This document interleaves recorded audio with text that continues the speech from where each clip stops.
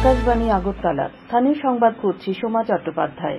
এখনকার বিশেষ বিশেষ খবর হল, নির্বাচন কমিশন সারা দেশে আদর্শ আচরণবিধি কার্যকর করার নির্দেশ জারি করেছে।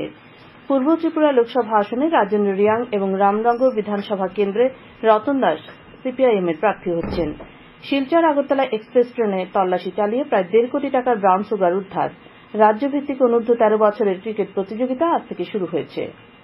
সারা দেশে লোকসভা নির্বাচন এবং 4টি রাজ্য বিধানসভা নির্বাচন ঘোষণার সঙ্গে সঙ্গে নির্বাচন কমিশন আদর্শ আচরণবিধি কার্যকর করার নির্দেশ জারি করেছে।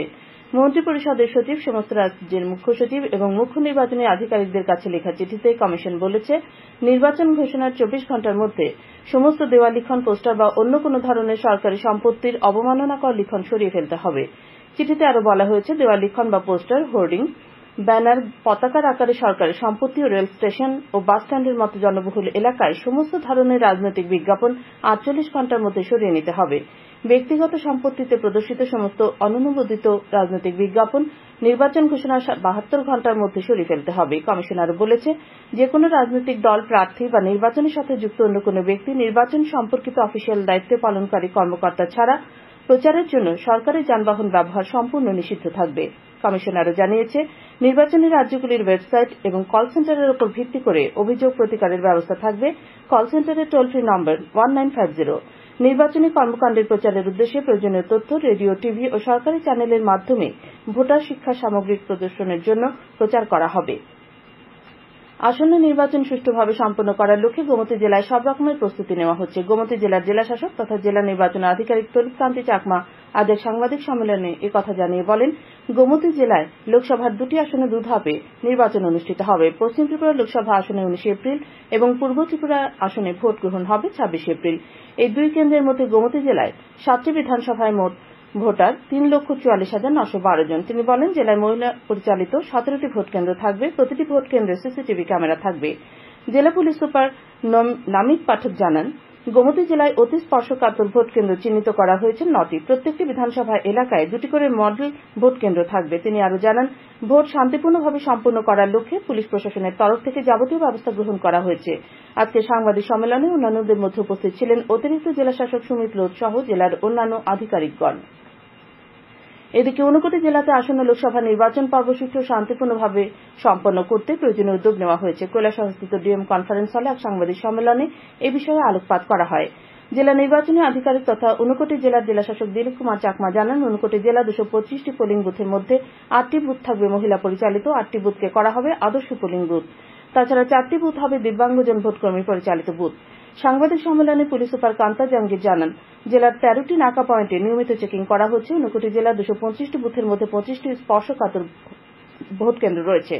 সাংবাদিক সম্মেলনে উপস্থিত ছিলেন অতিরিক্ত জেলাশাসক প্রদীপ কুমার দেব, অর্ঘ্য সাহা প্রমুখ। পূর্ব ত্রিপুরা লোকসভা আসনে নির্বাচনে সিপিআইএম এর প্রার্থী হচ্ছেন রাজেন্দ্র রিয়াং। সেই সাথে রামনগর বিধানসভার উপনির্বাচনে সিপিআইএম প্রার্থী মনোনীত হলেন প্রাক্তন বিধায়ক রতন দাস। আজ মেলার মাঠের দলীয় কার্যালয়ে আয়োজিত এক সাংবাদিক সম্মেলনে তথ্য জানান রাজ্য বামফ্রন্টের আহ্বায়ক নারায়ণ কর। সাংবাদিক সম্মেলনে সিপিআইএম রাজ্য সম্পাদক জিতেন্দ্র চৌধুরী বলেন, পশ্চিম ত্রিপুরা লোকসভা আসনে ইন্ডিয়া ব্লকের কংগ্রেস প্রার্থী আশিস কুমার সাহাকে বাম দলগুলো পূর্ণ সমর্থন করবে। বিজেপি বিরোধী ভোট যাতে ভাগাভাগি না হয় সেই লক্ষ্যেই দলের তরফে এই সিদ্ধান্ত বলে জানিয়েছেন শ্রী চৌধুরী। সাংবাদিক সম্মেলনে বিজেপি দলের সাথে তিপ্পামাথা দলের জোট ইস্যু নিয়ে সমালোচনা করেন বাম নেতৃত্ব। সিমলার পঞ্চবটি কমিউনিটি হলে আজ বিজেপির এক বৈঠক অনুষ্ঠিত হয়। উপস্থিত ছিলেন পশ্চিম ত্রিপুরা লোকসভা আসনের বিজেপি দলের প্রার্থী বিপ্লব কুমার দেব, প্রদ্যুৎ কিশোর দেববর্মন সহ অন্যান্য কার্যকর্তারা। বৈঠকে দলের সাংগঠনিক বিষয়ে আলোচনা হয়। এদিকে বড়জলার নতুন নগর রানীর মাঠে আজ ভারতীয় জনতা পার্টির পৃষ্ঠা প্রমুখ কার্যকর্তা সম্মেলনে উপস্থিত ছিলেন বিজেপি প্রার্থী বিপ্লব কুমার দেব।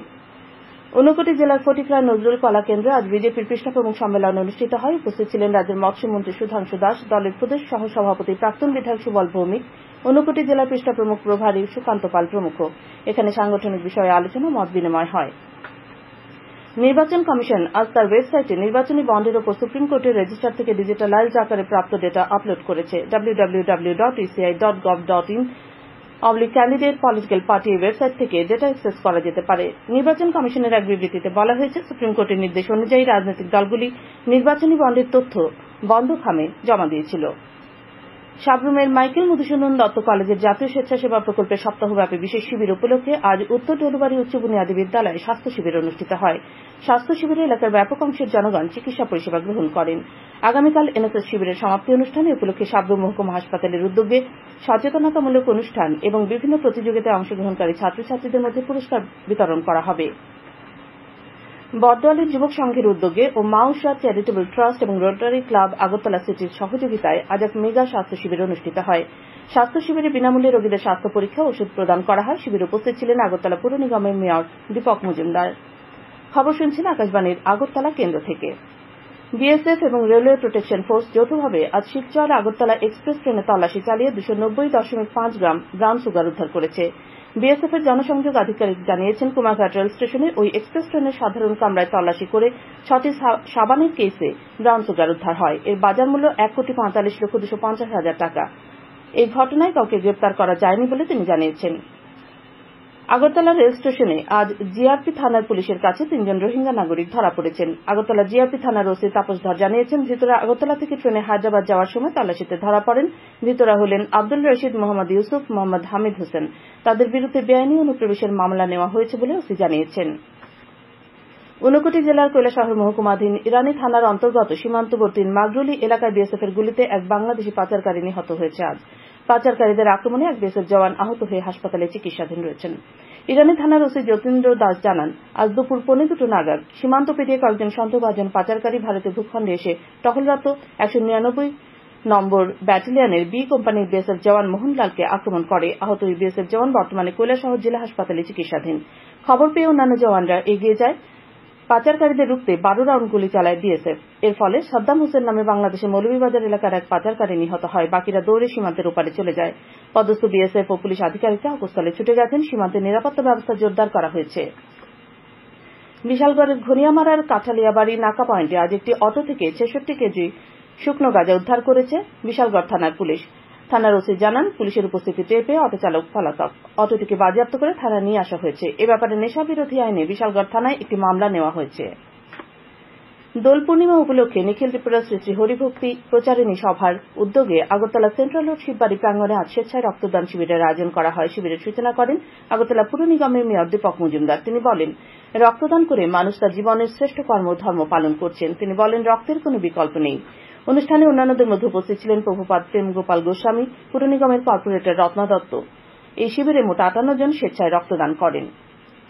স্পন্দন স্বেচ্ছাসেবী সংগঠন ও ত্রিবেণী সংঘের উদ্যোগে আন্তর্জাতিক নারী দিবস উদযাপন উপলক্ষে আজ ত্রিবেণী সংঘ প্রাঙ্গণে বাল্যবিবাহের কুপ্রভাব বিষয়ে সচেতনতামূলক অনুষ্ঠান ও বিনামূল্যে স্বাস্থ্য শিবিরের আয়োজন করা হয়। উপস্থিত ছিলেন মেয়র দীপক মজুমদার, বিধায়িকা মীনারানী সরকার সহ অন্যান্য বিশিষ্ট জনেরা। শ্রী মজুমদার বলেন, বাল্যবিবাহের মতো কুপ্রথা নির্মূল করতে সমাজের প্রতিটি ব্যক্তিকে এগিয়ে আসতে হবে। খেলার খবর। টিসিএ পরিচালিত রাজ্যভিত্তিক অনূর্ধ্ব 13 বছরের ক্রিকেট প্রতিযোগিতা আজ থেকে একসাথে রাজ্যের বিভিন্ন মাঠে শুরু হয়েছে। আসরের প্রথম দিনে মোট 7টি খেলা হয়। এতে তেলিয়ামুড়ায় অনুষ্ঠিত খেলায় সদর বি 1 উইকেটে খোয়াইকে, নিপকো মাঠে মোহনপুর 8 উইকেটে আমবাসাকে, বিশালগড়ের জাঙ্গালিয়া মাঠে সদর এ 8 উইকেটে সোনামুড়াকে, ধর্মনগরের কলেজ মাঠে স্বাগতিক ধর্মনগর 61 রানে কৈলাসহরকে, হাফলং মাঠে লংতরাই ভ্যালি 85 রানে গন্ডাছড়াকে, উদয়পুরের কেবিআই মাঠে অমরপুর 9 উইকেটে বিলোনিয়াকে এবং বিলোনিয়ায় অনুষ্ঠিত খেলায় উদয়পুর 99 রানে শান্তিরবাজারকে পরাজিত করেছে। টিসিএ পরিচালিত মহিলাদের আমন্ত্রণমূলক ঘরোয়া টি-20 ক্রিকেট প্রতিযোগিতার আজ 5টি খেলা অনুষ্ঠিত হয়। এমবিবি স্টেডিয়ামে ক্রিকেট অনুরাগী কোচিং সেন্টার 9 উইকেটে বিদ্যাসাগর প্লে সেন্টারকে এবং এডিনগর কোচিং সেন্টার 8 উইকেটে ভগিনী নিবেদিতা মহিলা সমিতিকে পরাজিত করে। এদিকে তালতলা মাঠে 2টি খেলায় জুটমিল কোচিং সেন্টার 30 রানে তরুণ সংঘ কোচিং সেন্টারকে এবং অপর খেলায় চাম্পামুড়া কোচিং সেন্টার 6 উইকেটে মৌচাক কোচিং সেন্টারকে হারিয়ে দেয়। অপরদিকে মেলাঘরে অনুষ্ঠিত একমাত্র খেলায় এগিয়ে চলে সংঘ 8 উইকেটে নিউ প্লে সেন্টারকে পরাজিত করে। বিলোনিয়া মহকুমা ক্রিকেট অ্যাসোসিয়েশন আয়োজিত সিনিয়র ডাবল লিগ কাম নকআউট ক্রিকেট টুর্নামেন্টের চতুর্থ ম্যাচে আজ 2 উইকেটে ইউথ ফোরামকে হারায় প্রোগ্রেসিভ ক্লাব। প্রথমে ব্যাট করতে নেমে ইউথ ফোরাম 38.1 ওভারে 158 রানে অল আউট হয়ে যায়। দলের পক্ষে ভুবনেশ্বর সাহানি সর্বোচ্চ 39 রান করেন। জবাবে বিজয়ী দল 39.2 ওভারে 8 উইকেটে 161 রান করে ম্যাচে জয়লাভ করে। বিজয়ী দলের অনুরুদ্ধ রায় 29 রান করেন। টিসিএ পরিচালিত ঘরোয়া সুপার ডিভিশন লিগ ক্রিকেট প্রতিযোগিতার একদিনের সীমিত ওভারের আসরে আজ একমাত্র খেলায় সংহতি ক্লাব জয়লাভ করেছে। নরসিংগড়ের পিটিএ মাঠে সংহতি ক্লাব 7 উইকেটে স্ফুলিঙ্গ ক্লাবকে পরাজিত করে। শেষ করার আগে খবরের বিশেষ অংশগুলো আরেকবার পড়ছি। নির্বাচন কমিশন সারা দেশে আদর্শ আচরণবিধি কার্যকর করার নির্দেশ জারি করেছে। পূর্ব ত্রিপুরা লোকসভা আসনে রাজেন্দ্র রিয়াং এবং রামনগর বিধানসভা কেন্দ্রে রতন দাস সিপিআইএম এর প্রার্থী হচ্ছেন। শিলচর আগরতলা এক্সপ্রেস ট্রেনে তল্লাশি চালিয়ে প্রায় 1.5 কোটি টাকার ব্রাউন সুগার উদ্ধার। রাজ্যভিত্তিক অনূর্ধ্ব 13 বছরের ক্রিকেট প্রতিযোগিতা আজ থেকে শুরু হয়েছে। স্থানীয় সংবাদ আজকের মতো শেষ হলো।